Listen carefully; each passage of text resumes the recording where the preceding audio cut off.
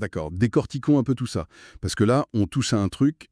Enfin, il y a un décalage immense entre la façade hyper lisse des grandes entreprises et la mécanique brute qui dicte vraiment leur succès en coulisses. C'est un décalage fondamental, ouais. Ce qu'on observe ici, en se plongeant dans cette partie, c'est ni plus ni moins l'histoire cachée de la réussite économique moderne. Rien que ça. Ah mais vraiment, c'est pas juste une théorie académique qui flotte dans le vide, tu vois. C'est une méthode redoutable, partagée par une sorte de minorité d'initiés. Un culte clandestin, quoi. C'est exactement le terme. Et ça a littéralement façonné l'industrie et la technologie telles qu'on les connaît aujourd'hui. Mais du coup, pour comprendre ça, il faut vraiment regarder au-delà des discours officiels, non? Complètement. Il faut dépasser les organigrammes bien propres pour examiner comment la valeur est réellement créée sur le terrain. Et pour observer ça, les documents nous ramènent assez loin, en fait, entre les années 50 et 90. Ouais, la fameuse révolution de la qualité totale. C'est ça. Au centre de cette énorme transformation qui a un peu tout redéfini, on trouve un ingénieur, Joseph Juran. C'est lui qui a pris cette notion abstraite de déséquilibre, la règle des 80-20 qu'on a déjà croisée, pour l'appliquer directement dans les usines. Et ce qui est fascinant ici, c'est que Durand a introduit un concept qui a brisé tous les dogmes de l'époque. La règle des quelques éléments essentiels contre les nombreux éléments secondaires. Ça paraît simple dit comme ça. Pour bien saisir le choc que ça a été, il faut se remettre dans le contexte de la production de masse de l'après-guerre. L'époque où on produisait à la chaîne sans trop se poser de questions. Voilà, et la croyance absolue des ingénieurs de l'époque, c'était que les erreurs et les défauts de fabrication étaient répartis de manière uniforme. Attends, uniforme, c'est-à-dire? En gros, on estimait que sur une ligne de montage, chaque étape, chaque ouvrier, chaque petite pièce avait statistiquement la même probabilité de foirer. Ah ouais, donc une erreur pouvait venir de n'importe où à n'importe quel moment. Exactement. Et du coup, le contrôle qualité était un enfer. Ça consistait à surveiller absolument tout le monde et toutes les pièces avec la même intensité. Intellectuellement, je comprends la logique. Enfin, ça semble rassurant si tu construis une machine avec 1000 pièces, tu te dis que le point de rupture peut être n'importe où. Le fameux principe de la chaîne qui n'est aussi forte que son maillon le plus faible. C'est ça? Mais j'imagine que Juran n'était pas d'accord avec ça. Pas du tout. Juran a regardé les données empiriques et il a prouvé que cette logique linéaire, c'était une illusion qui coûtait une fortune. Parce que les défauts ne se répartissent pas également. Jamais. La réalité est hyper asymétrique. Il s'est rendu compte qu'un pourcentage minuscule des caractéristiques d'un produit, ou genre une étape très isolée du processus, provoquait la vaste majorité des pertes. Donc toute l'usine est freinée par 2 ou 3 trucs spécifiques. Exactement. En fait, c'est un peu comme désherber un jardin, cette histoire. Comment ça? Tu vas pas amener une pelleteuse pour retourner chaque mètre carré de terre et tout ravager. En regardant bien, tu vois que c'est juste 2 ou 3 mauvaises herbes hyper agressives qui étouffent 80% des fleurs. C'est une super analogie. Du coup, tu cibles juste ces quelques plantes invasives. L'effort est chirurgical, mais l'impact sur tout le jardin est massif. Et c'est cette approche chirurgicale qui a bouleversé l'industrie mondiale. On est passé d'un contrôle aveugle et épuisant à une intervention ultra précise. Au lieu de s'épuiser sur chaque petit détail sans distinction. C'est ça. Les directions ont commencé à attaquer uniquement les goulots d'étranglement. Et les résultats documentés sont, ils sont vertigineux. Je crois qu'il y a l'exemple de la Ford Electronics Manufacturing Corporation, non? Oui. En appliquant cette méthode, ils n'ont pas juste gagné quelques pourcents de rendement, ils ont réduit leur temps de cycle de fabrication de 95%. Attends, 95%. Mais comment tu effaces presque tout un processus sans que l'usine s'effondre? C'est fou. La mécanique derrière ça, c'est l'élimination obsessionnelle du gaspillage. Ford s'est concentré sur les programmes de juste à temps. Le flux tendu, en gros. Voilà, la logique est brutale. Tout ce qui n'ajoute pas de valeur immédiate au produit final, c'est du gaspillage. Stocker des pièces en attendant, ça demande de la place, de l'énergie, des gens pour faire l'inventaire. Et ça bloque de l'argent. Surtout. Et tout ça ralentit le cycle, donc en ciblant les quelques étapes qui généraient le plus d'attentes, ils ont purgé le système. Et la règle d'or qui ressort de ça, c'est que virer 80% du gaspillage ne coûte que 20% de l'effort total. C'est la symétrie parfaite. Tenter d'atteindre le zéro défaut absolu, c'est exponentiellement coûteux. Mais nettoyer le plus gros du problème, ça demande un effort étonnamment faible, si tu sais où frapper. Ouais. Bon, ça c'était l'usine physique. Mais ce qui est dingue, c'est comment cette règle de la rareté a survécu à la transition vers l'informatique. Le monde immatériel a carrément amplifié le phénomène. Comment ça se traduit dans le développement de logiciels, par exemple? Les cycles d'itération sont beaucoup plus courts. Du coup, les ingénieurs ont vite vu que 80% de la valeur réelle d'un programme, l'utilité pour l'utilisateur, réside dans les 20% les plus simples du code. Les fonctions de base, quoi. Celles dont on sert tout le temps. Les sources citent une découverte monumentale d'IBM en 63. Qu'est-ce qu'ils ont trouvé? Ils ont analysé leurs ordinateurs et réalisé qu'environ 80% du temps d'exécution de la machine était consacré à traiter seulement 20% du code. Donc, la machine passait sa vie à faire tourner une fraction minuscule de ses capacités. C'est ça. Et la réaction d'IBM a été brillante. Au lieu d'optimiser tout le système d'exploitation, ils ont isolé ces 20% de code ultra sollicités pour les rendre incroyablement rapides. Il reste du code. Les fonctions un peu obscures.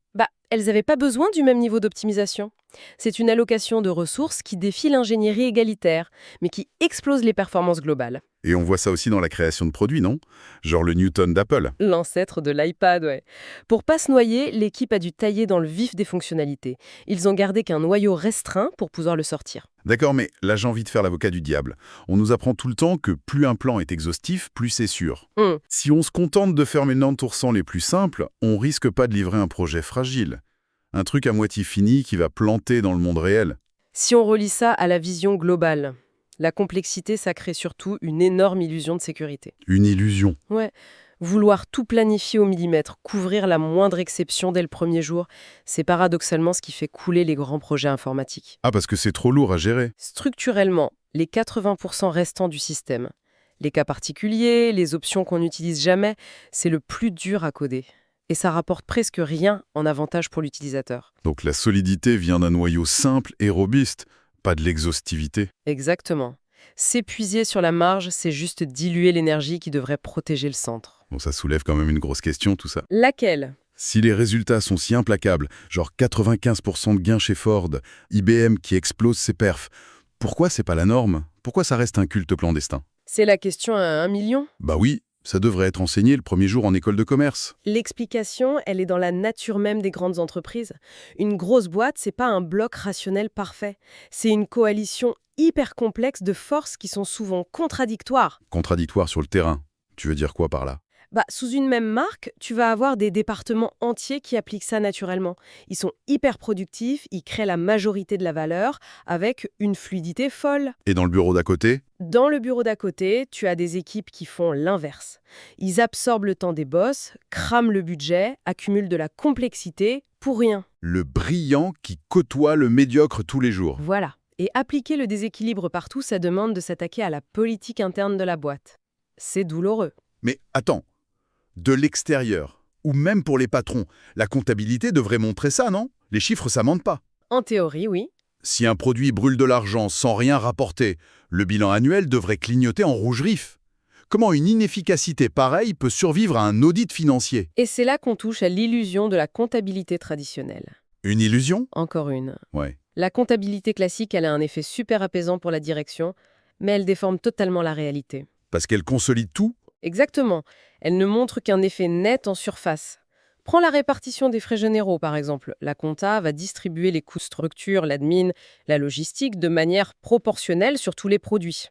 Ah, donc elle lisse la réalité pour faire un beau chiffre digeste. Tu as tout compris. L'entreprise annonce 2 millions de profits nets à la fin de l'année, tout le monde sabre le champagne. Mais en fait, ce chiffre masque un carnage en dessous. C'est un brouillard total.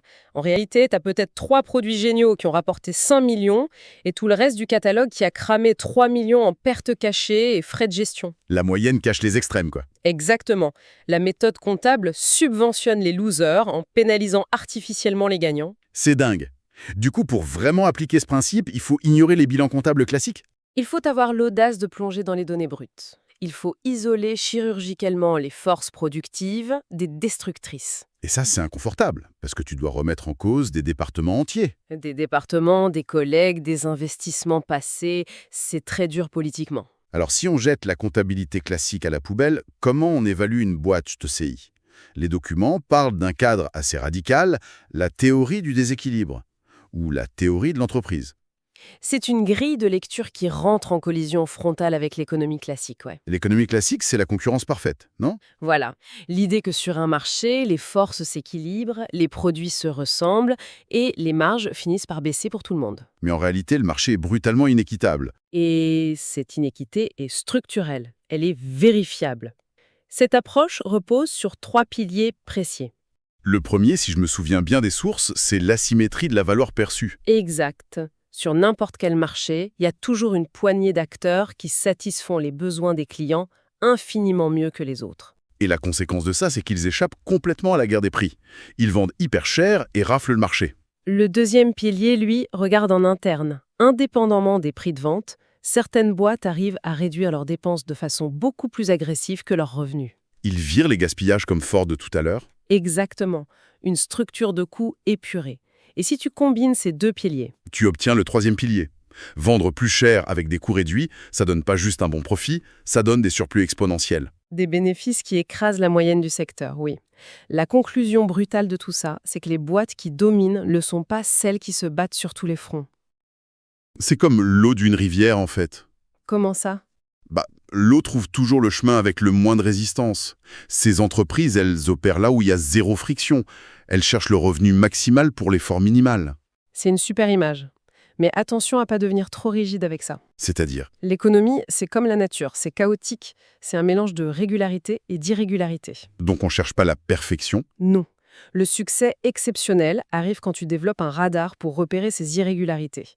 Ces anomalies hyper productives qui rapportent sans effort.